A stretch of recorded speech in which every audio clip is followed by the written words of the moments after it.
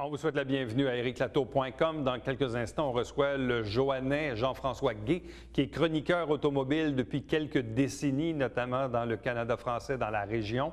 Il participe donc à ce guide qui s'appelle Mon Auto 2014 avec l'équipe d'Éric Lefrançois de La Presse. Donc, il va nous expliquer un peu quelles sont les nouveautés cette année, les attraits, les meilleurs matchs, les catégories de véhicules. Bref, on va discuter automobile. On va parler de char, comme on dit, avec Jean-François Guay. Mais d'abord, parlons de l'implication des parents. On est au début de l'année scolaire et probablement dans vos écoles, il y aura des assemblées générales de parents pour former le comité de parents, l'OPP, l'organisme de participation, également les conseils d'établissement. Bref, on fait le tour de la question avec le secrétaire général de la Commission scolaire des Hautes-Rivières, Mario Champagne.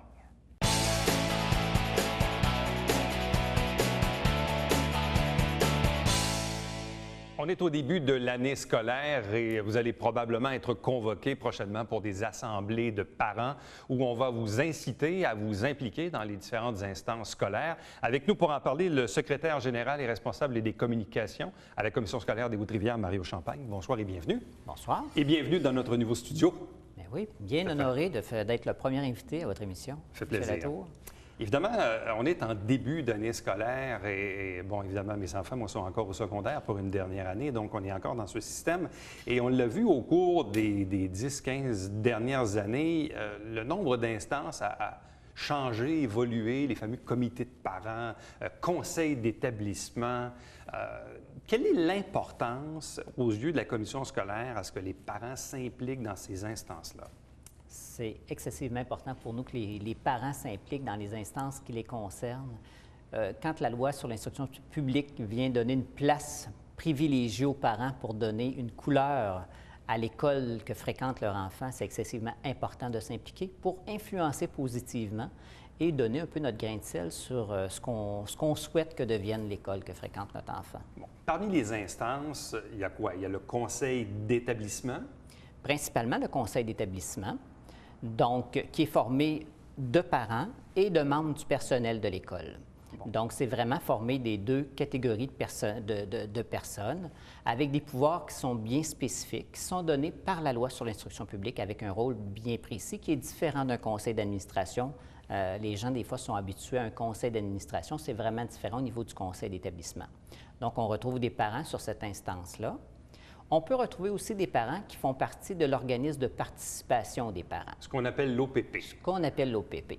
Donc, souvent, les parents, il y a certains parents qui souhaitent davantage s'impliquer dans les activités de l'école. Exemple, des levées de fonds aussi, s'impliquer à ce niveau-là, s'il y a des activités à l'école, de participer en tant que bénévole. Donc, l'OPP a un rôle à jouer. Ils peuvent même aussi, les gens de l'OPP, donner leur opinion sur des choses par rapport à la vie de l'école au conseil d'établissement aussi pour donner leur opinion. Et il y a des parents aussi qui souhaitent s'impliquer davantage et s'impliquer au comité de parents de la commission scolaire. Parce que le comité de parents est formé de parents, d'un représentant de chacune des écoles, d'un parent qui est nommé justement par l'Assemblée générale des parents. Et on va là, c'est un comité principalement qui est consultatif, le comité de parents. Donc, dans la loi, il y a certains sujets à l'égard desquels la commission scolaire doit consulter le comité de parents sur certains sujets en particulier. Est-ce que les trois instances sont en quelque part interreliées? Parce que pour moi-même, qui a déjà fait partie d'un conseil d'établissement, parfois, on devait parler du comité de parents ou on devait parler de l'OPP. Bref, c'était des sujets qui étaient amenés à l'ordre du jour du conseil d'établissement. Quelle est, dans le fond, la relation entre ces trois instances auprès des parents? Bien, je dirais que le conseil d'établissement, il est plus au niveau des grandes orientations de l'école. Moi, je dis toujours dans un conseil d'établissement, et cette année, c'est une année aussi particulière pour les conseils d'établissement parce que on sait que la commission scolaire, cette année, va être à renouveler son plan stratégique parce qu'on est on termine le plan stratégique 8-13, on est à élaborer là, le prochain plan stratégique. Vient avec ça tout le renouvellement des projets éducatifs des écoles. Hein, le projet éducatif, c'est un peu, moi j'appelle ça la la pierre angulaire de l'école, c'est-à-dire qu'on va dresser un portrait, le conseil d'établissement va dresser un portrait de l'école en regardant c'est quoi les principaux enjeux de chacune des écoles, c'est quoi les problématiques, c'est quoi sur quel élément qu'on veut davantage travailler. Donc, et on va établir un projet éducatif avec des grandes orientations, des grands objectifs. Et le conseil d'établissement a un rôle important à jouer à cet égard-là. Et je dis toujours, dans un projet éducatif qui vient influencer grandement la vie de l'école, on reconnaît autant l'expertise des parents que du personnel de l'école pour identifier ces grands enjeux-là.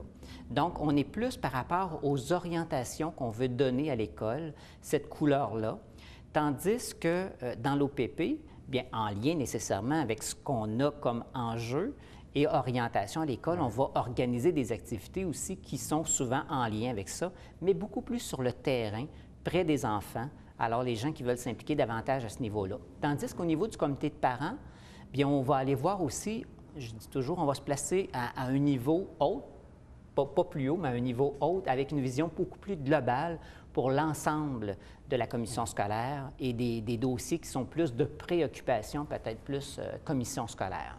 Souvent, le réflexe qu'on a, en tout cas, moi, je l'ai vécu dans mon entourage, c'est comme si, au primaire, on se dit « ouais, c'est important, nos enfants commencent, puis je vais m'impliquer dans l'école, puis j'en ai des plus jeunes qui vont venir éventuellement, etc., etc. » Sauf que, je ne sais pas pourquoi, mais on dirait une fois que nos enfants ont vieilli, puis qu'ils sont au secondaire, on dirait que l'attrait, l'intérêt pour le conseil d'établissement est moins là. Je ne sais pas si vous le sentez, vous, dans vos écoles. C'est-à-dire qu'on dirait que le parent se dit, bon, ben maintenant, j'ai influencé quand mes enfants étaient jeunes. Maintenant qu'ils sont au secondaire, je ne sais pas, mais on trouve ça un peu moins important ou peut-être qu'on pense qu'on a moins d'influence. Absolument. Puis ça dépend des années. Mais il y a des années, effectivement, où même on a de la difficulté à former des conseils d'établissement dans nos écoles secondaires parce que les parents souhaitent moins s'impliquer. Pourtant, c'est peut-être le temps ou quoi que ce soit, mais effectivement, au primaire, souvent, c'est plus facile. Au secondaire, on a peut-être l'impression que notre enfant vole plus de ses propres ailes, mais je dis toujours, l'importance de s'impliquer comme parent, c'est aussi l'exemple. Je pense que le message qu'on envoie à nos enfants quand on décide de siéger sur une instance qui concerne l'école, je pense que ça vient donner toute l'importance qu'on accorde aussi à ce milieu de vie-là qui est l'école que fréquente l'enfant. Qu'est-ce qui arrive quand, justement, il y a peu ou pas de parents qui s'impliquent dans ces comités ou dans ces conseils-là? À un certain moment, et vous me corrigerez, est-ce que le directeur d'école, par défaut, prend les décisions parce qu'il n'y a pas de parents? Qu'est-ce qui se passe à ce moment-là? La loi sur l'instruction publique, elle prévoit vraiment, c'est tellement important la présence des parents sur le conseil d'établissement que si nous n'avons pas le nombre de parents requis au 30 septembre pour former le conseil d'établissement, il n'y a pas de conseil d'établissement. Aussi simple que ça. Donc, c'est la direction d'école à ce moment-là qui exerce les pouvoirs. Tandis qu'au niveau du personnel, on reconnaît leur expertise. Mais au 30 septembre, si on n'avait pas le nombre de personnel requis, ça n'empêche pas quand même d'avoir le conseil d'établissement qui est fonctionnel. Donc, c'est excessivement important d'avoir le nombre de parents nécessaires pour qu'un conseil d'établissement puisse fonctionner. Puis pour la commission scolaire, je vous dirais, pour nous, là, c'est essentiel. On veut que l'ensemble de nos écoles, qu'il y ait un conseil d'établissement qui voit à la bonne marche et aux bonnes orientations de l'école. Alors, c'est important pour nous que les parents puissent s'impliquer. Parce que souvent, le réflexe qu'on a aussi, c'est on se dit, bon, bien, les budgets sont décidés au ministère de l'Éducation, puis à la commission scolaire. Bref, dans le fond, c'est quoi les pouvoirs qu'on a? Si ce n'est peut-être, je ne sais pas moi, la campagne de financement, recommander à la commission scolaire la réfection de la toiture ou la réfection du gymnase de l'école, décider d'une option peut-être. Bref, il y a quand même... C'est parce que souvent, les parents ne se rendent peut-être pas compte des pouvoirs qu'ils ont au sein de ces conseils-là. Puis c'est important parce que je dis, c'est important que les parents sachent quels sont les pouvoirs du conseil d'établissement, c'est quoi l'étendue? Parce que des fois, on peut arriver sur un conseil d'établissement avec une fausse perception du rôle du conseil d'établissement Et souvent, certains parents disent, il me semble, je n'ai pas l'impression de jouer exactement le rôle. C'est important de connaître notre rôle. Alors, la commission scolaire, on accompagne aussi les gens qui siègent sur les conseils d'établissement pour vraiment définir c'est quoi. Je dis toujours, la direction d'école ne peut pas décider combien il y a de parents. C'est vraiment déterminé par la loi et par le conseil des commissaires, le nombre de personnes qui y siègent. Et ne peut pas dire cette année, bon, je vais donner plus de pouvoir à mon conseil d'établissement. C'est vraiment des pouvoirs qui sont dévolus par la loi. Bon, tout le monde est très occupé. Ça exige quoi comme temps durant l'année? La loi prévoit qu'il y a au moins 5 rencontres par année. Je vous dirais que la plupart des écoles sont au-delà de 5 rencontres par année. On peut plus parler de 8 à 10 rencontres par année là, du niveau du conseil d'établissement. Donc, c'est plus à ce niveau-là. Pour ce qui est du conseil d'établissement, est-ce que c'est un peu la même chose pour le comité de parents ou l'OPP? Le comité de parents a une rencontre par mois. Donc, c'est sûr que les gens qui s'impliquent au comité de parents, je dirais, ça demande une disponibilité qui est encore plus grande parce que, en plus d'avoir la rencontre du conseil d'établissement qui est souvent mensuelle ou, bon, peut-être aux 2 mois dans certains cas, il faut être aussi disponible un autre soir là, par mois pour assister au comité de parents. Et dans le cas de l'OPP? Là, c'est vraiment plus selon la disponibilité. Ce n'est pas des rencontres formelles, selon plus notre disponibilité. Et je vais aller même, il y a certaines personnes qui occupent le poste de commissaire parent. Oui. Donc, on a au conseil des commissaires 2 commissaires parents, donc des gens qui sont élus, deux parents qui siègent au comité de parents, qui sont élus pour venir siéger à titre de commissaire au conseil des commissaires. Donc, ces personnes-là siègent au conseil d'établissement, siègent au comité de parents et siègent au conseil des commissaires avec les rencontres publiques, les comités pléniers. Alors, c'est des gens qui sont excessivement impliqués, les commissaires parents. En terminant, nous sommes à peu près à la mi-septembre. Donc, est-ce que les assemblées générales de parents ont déjà eu lieu ou vont avoir lieu? Est-ce que les conseils et les comités sont déjà en formation? Il y en a peut-être qui ont eu lieu la semaine dernière. Il y en a qui se tiennent cette semaine, ces jours-ci. Et ça va aller j'en ai vu là, jusqu'au 20 quelques septembre. Donc, si vous désirez vous impliquer, vous savez maintenant comment faire, autant pour les écoles primaires que secondaires, où des fois, il y a un peu moins de parents. Donc, conseil d'établissement, l'OPP, les comités de parents, bref, si vous désirez vous impliquer au sein de votre école, bien, c'est le temps de le faire. Merci beaucoup, M. Champagne. Merci, ça me fait plaisir. Restez avec nous, puisqu'au retour, on reçoit le Joannais et auteur et co-auteur, en fait, du livre Mon auto 2014. Donc, on va parler d'auto au retour de ceci.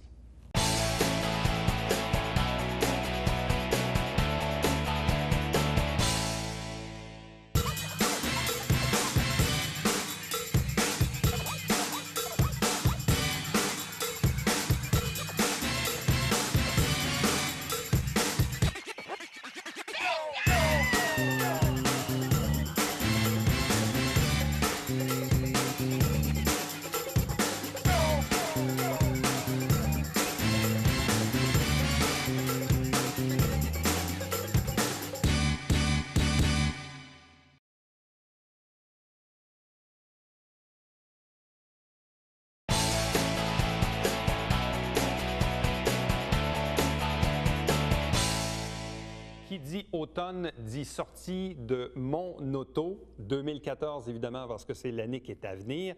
C'est une brique, c'est gros, c'est lourd. Il y a beaucoup d'auteurs là-dedans, notamment le Joannais Jean-François Gué qui est avec nous. Bonsoir et bienvenue. Bonsoir, Éric. Ça fait combien d'années que tu participes à ce guide-là, qui est Mon auto? C'est notre 6e édition. 6e édition, mais ça fait longtemps que tu es dans le domaine, là. Oui, ça fait longtemps que je suis dans le domaine, oui. Tu le soulignes, ça va faire 30 ans que j'ai écrit le Canada français cet automne. Wow. Ça ne me rajeunit pas. 30 ans déjà. Je me rappelle la première fois que tu m'as reçu, par rapport au livre, c'était en 2009. Là, on disait 25 ans. Là, on est rendu à 30 ans. Je ne sais pas si on va se rendre à 35 et 40. On verra. On verra. Bon, à chaque année, je suis toujours impressionné. On est en 2013 et pourtant, on le sait comment les gens peuvent facilement aujourd'hui aller sur Internet pour trouver des renseignements, des critiques et tout ça. Mais quand même, ça a toujours sa place. Vous avez beaucoup de compétition parce que vous n'êtes pas les seuls dans le domaine, là. Puis, je veux dire, c'est gros, c'est d'une qualité assez incroyable comme qualité d'impression. Ouais. Donc, il y a encore un marché pour ce genre d'outils, ce genre de guide-là. Oui, c'est unique. C'est unique au Québec. En Amérique, on ne retrouve pas ça. J'ai discuté déjà aussi avec des amis français. Puis, eux aimeraient beaucoup avoir un livre semblable en France. Parce qu'ils ont quand même 60 millions d'habitants. Nous, on est seulement à 7 millions et quelques. Et puis, on est capable de... Il y a 3 livres qui vivent au Québec. Et en France, là, Peut-être que ça serait une idée d'exporter le livre en France pour que les Français puissent... Je suis en train de développer un concept. C'est quoi le défi année après année que vous avez? Parce que là, bon, il y a Éric Lefrançois qui est chroniqueur automobile à la presse, mais là, vous êtes plusieurs là-dedans. Vous êtes à peu près quoi, une vingtaine quasiment? On est une vingtaine, sauf que cette année, on a pris, si on veut, des journalistes de la section auto du Canada, du journal La Presse pour faire des petits dossiers. Ça, on parle de petits dossiers, le profil des acheteurs, il y a un lexique, etc., etc. Sauf qu'au niveau des essais routiers, je vous dirais que ça se limite à peut-être 7-8 chroniqueurs automobiles. Bon, tu as essayé combien d'autos dans la dernière année? Une centaine de voitures. Une centaine. C'est au moins 2 par semaine si on va être capable de faire un livre semblable. Parce que moi, dans le livre, je fais, en plus je fais une trentaine de textes cette année, je fais quand même toutes les fiches techniques. Ça veut dire qu'il faut faire des vérifications au niveau des accélérations, du freinage, de la consommation. Et on s'entend que c'est des statistiques qui sont ramassées d'une année à l'autre, parce qu'il y a des modèles qui ne changent peu. Donc, que ce soit l'an passé, pour certains modèles, si la motorisation n'a pas été modifiée, c'est la même consommation. Parmi les 30 véhicules que tu as essayés, c'était 100 véhicules. Une centaine de véhicules. 30 textes, mais 100 véhicules. Parmi la centaine de véhicules que tu as testés cette année, lequel t'a le plus impressionné? Tu sais, tes attentes étaient très basses, puis tu as fait « Hey, wow, je viens de découvrir un véhicule que je ne connaissais pas. » là. OK. Bien, il y a la Mazda 6. La Mazda 6, on s'entend. C'est un coup de cœur, quoi? C'est un coup de cœur, la Mazda 6. Mais parmi les coups de cœur, moi, je vous dirais, ce n'est pas des véhicules que j'ai encore essayés, mais que j'anticipe ça va être des succès incroyables. C'est la nouvelle Mazda 3 2014, parce que cette voiture-là va inaugurer un nouveau moteur diesel, ce qui est quand même intéressant. Puis au niveau aussi du design, on s'entend que Mazda a travaillé fort. Il y a aussi le Jeep Cherokee 2014. C'est un retour, hein? Tu te rappelleras qu'il y a été... il y a la Grande Cherokee, il y a le Cherokee. Le Cherokee avait été remplacé par le Liberty. Mais là, le nouveau Cherokee, c'est un design très, très moderne, très futuriste, puis une transmission automatique à 9 rapports. Ça, c'est assez impressionnant. Mais c'est la nouvelle tendance. Reste à savoir si ça va être fiable. Tes plus grandes déceptions? Plus grande déception... Bon, plus grande déception, c'est pas une question facile, ça. Je vous dirais, moi, c'est toujours... moi, je ne veux pas me mettre dans le trou, mais il y a des véhicules qui ont mal évolué. Je pense à des gros camions chez General Motors, des gros camions aussi chez Ford. Je pense à l'Expédition, au Tahoe, au Cadillac Escalade. Ce genre de véhicule-là, quant à moi, c'est complètement dépassé. Sauf qu'il y a quand même encore une clientèle. Pour ça. Pour ça, parce que les constructeurs haussent les prix d'une année à l'autre. C'est quand même assez... Ils en vendent moins, ils haussent les prix. Moi, je me dis... Je fais un calcul, je me dis, ils en vendent moins, mais ils veulent faire autant de profit. Mais il y a toujours une clientèle pour ça. Ce qui est toujours drôle quand on va chez un concessionnaire automobile, évidemment, il va nous vanter sa marque. Hein. Si on va chez Toyota, chez Honda ou chez Chrysler, on va dire c'est le meilleur véhicule au monde. Mais quand tu parles au même garage qui vend de l'usager, il va dire aujourd'hui, tous les véhicules sont bons techniquement. Est-ce que c'est vrai qu'aujourd'hui, la technologie fait en sorte qu'on soit dans le moyen, le bas, le haut de gamme, qu'on a aujourd'hui une certaine standardisation au niveau de la qualité des véhicules? Je vous dirais que les véhicules neufs, oui, en théorie. Sauf que quand un véhicule commence à prendre de l'âge, je pense à des véhicules qui ont 3, 5, 7 ans, des fois, parce que les gens, quand ils achètent des véhicules d'occasion, c'est pas rare de retrouver des véhicules de 7 ans sur le marché. Là, je conseille aux gens de faire une inspection complète, puis pas se fier vraiment sur le vendeur. Prenez le véhicule, demandez l'autorisation, puis allez le faire inspecter dans un atelier mécanique spécialisé pour avoir un autre son de cloche. Parce que c'est vrai que des Lada de ce monde, ça n'existe plus. Puis les garanties sont meilleures. Puis je vous dirais aussi que les véhicules d'aujourd'hui, les 2013-2014, sont beaucoup plus fiables qu'il y a 5 ans. Parce qu'il y a 5 ans, au niveau de l'électronique, il y avait plusieurs constructeurs automobiles qui avaient beaucoup de problèmes. Mais au cours des 5 dernières années, ils ont fait des modifications, puis ils ont retouché certains concepts.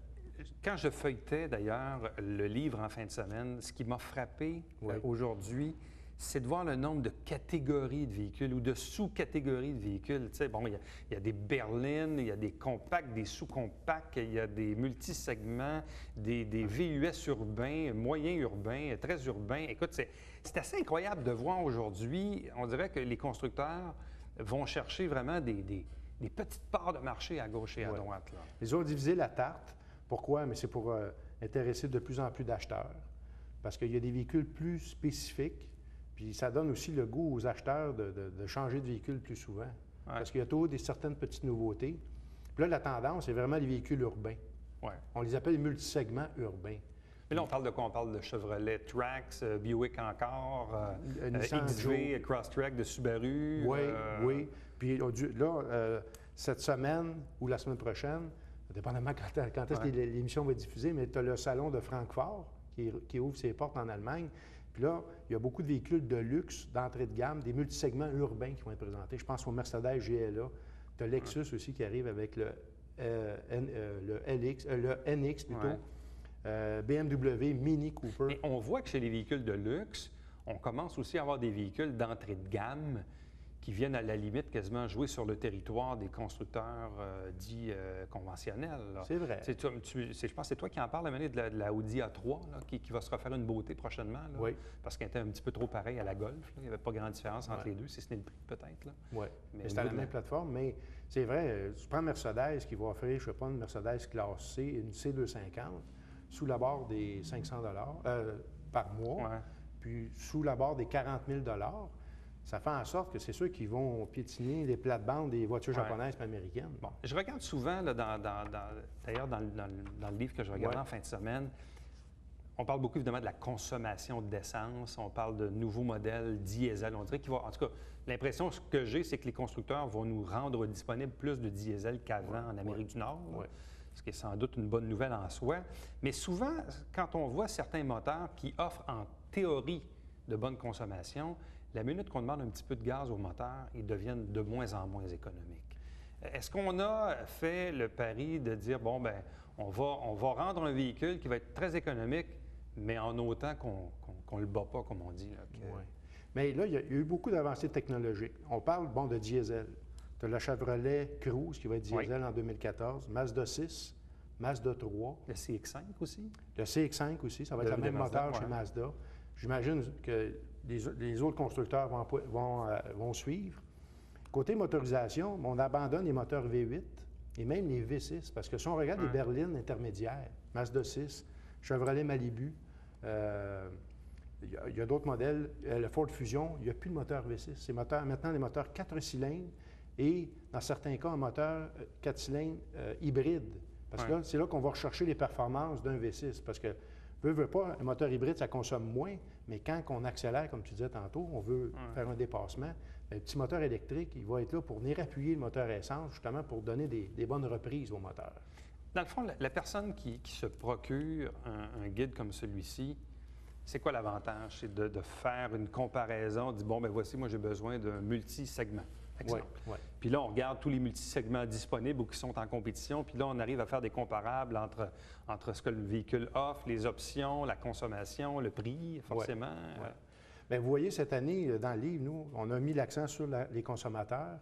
On a pris tous les modèles sur le marché, que j'évalue peut-être à 260, 280 modèles. On les a divisés en 40 catégories. Oui, bien c'est ça, les catégories. Ça fait comme des mini-matchs comparatifs. Puis là, les gens, il y a un gagnant, un deuxième, puis un troisième. Puis, pour certains critères, on a mis des étoiles. Fait que les gens peuvent se faire une meilleure idée. Parce que c'est ça, dans le fond. Bien, on dit les meilleurs achats, c'est ça? Donc, meilleurs achats en prestige, en compact, meilleurs achats en électrique, en compact. Donc, on y va vraiment dans le profil des meilleurs achats dans les catégories de véhicules. Oui. Puis c'est parce qu'il y a tellement de véhicules sur le marché, à un moment donné, les gens s'y perdent. Là. Puis ça prend un outil pour magasiner. Puis je pense également du profil d'acheteur. Donc, vous avez des profils d'acheteurs. Il y a 10 profils d'acheteurs. Je pense aux célibataires, je pense aux parents, chefs de famille. Fait que là, il y a des journalistes qui ont fait une espèce de profil pour savoir à quoi que le consommateur peut correspondre. Puis après ça, ça peut peut-être l'aider à acheter le véhicule qu'il a besoin.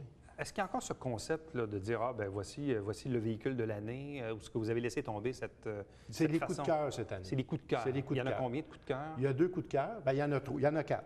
Première des choses, il y a la Mazda 3, à cause du moteur diesel.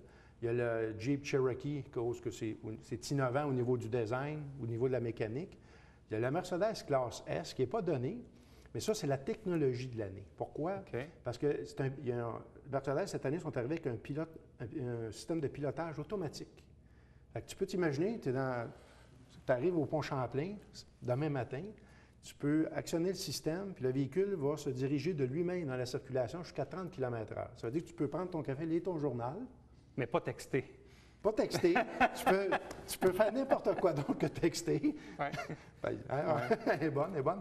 Et effectivement, le véhicule va zigzag, il va se faire un chemin de lui-même. Fait que ça, c'est assez spécial. Ça s'en vient. Là. Donc, dans une dizaine d'années... Et le quatrième coup de cœur? C'est la Jaguar F-Type. C'est un modèle cabriolet qui va être dévoilé aussi en coupé à Francfort.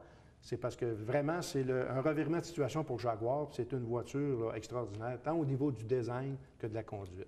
Donc, si vous pensez à changer de véhicule ou si votre conjointe, votre épouse, votre compagne ne sait pas quoi vous donner à Noël, ou peut-être avant, si votre anniversaire est avant, c'est donc Mon Auto 2014 dont Jean-François Guay participe à la rédaction depuis quelques années. Merci beaucoup, mon cher. Merci, Éric. Je sais qu'on aura l'occasion de se revoir cet automne dans d'autres circonstances plus politiques. Cette fois, comme vous avez vu, on n'a pas parlé de politique parce que de toute façon, la campagne électorale n'est pas commencée.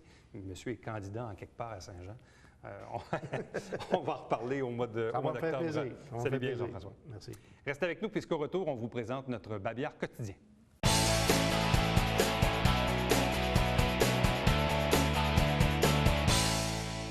Tout comme l'année dernière, l'émission Saint-Jean-sur-Richelieu se poursuit à l'antenne de la télé du Haut-Richelieu.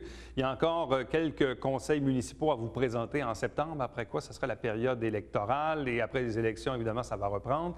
Faites attention parce que la grille horaire a un peu changé. Donc, Saint-Jean-sur-Richelieu est désormais diffusé le mercredi à 21 h, dans la nuit du mercredi à jeudi à 1 h, le vendredi matin à 10h30 et le dimanche matin à 8 h et le dimanche soir à 19 h. Vous pouvez la retrouver également sur Internet. Télébingo, ça a recommencé dimanche dernier et ça va se poursuivre comme ça jusqu'au mois de juin. Donc, Télébingo, 3 500 $ en prix à chaque semaine. C'est à tous les dimanches matin, 9h30, en direct au câble 9. tvhr9.com pour connaître la liste de nos détaillants. 358-1912 également. Il y a toujours une trentaine de dépositaires dans la région pour acheter vos livrets de bingo sur le territoire au Richelieu-Rouville. Télé du Richelieu, vous avez les coordonnées. La nouvelle adresse, 145 rue Richelieu. Le reste ne change pas. Le téléphone et les adresses courriels, c'est Internet. On se retrouve demain. Bye bye.